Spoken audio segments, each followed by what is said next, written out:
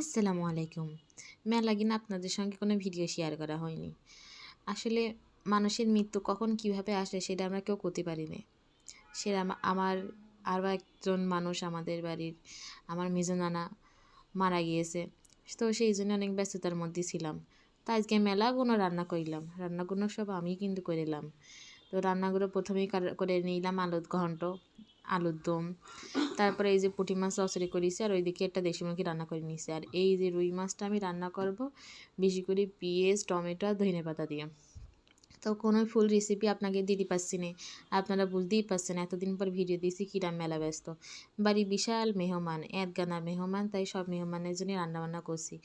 মা মাজায় ব্যথা আর হাতে ব্যথা, সেই জন্যই মাজার ব্যথার জন্যই আমার মা উঠতে পারছে না। তারপরেও সব বাজার ঘাট কুটাকুটি আমার মা আমার সব করে দিয়েছে কুটাকুটি, আমি শুধু রান্নাটা করেছি। এমনকি মাছটাও আমার মাই ভেজে দিয়েছে। তো এই যে রান্নাটা করে ফেলেছি, খাতে কিন্তু সেই স্বাদ ছিল। তো আজকে এই রান্নাগুলোই করিলাম সবার জন্যই। তারপরে এই যে সবার লাস্টে করে নিলাম সোনালি মুরগি রান্না, যেহেতু সবাই দেশি মুরগি সবার জন্যই না। আল্লাহ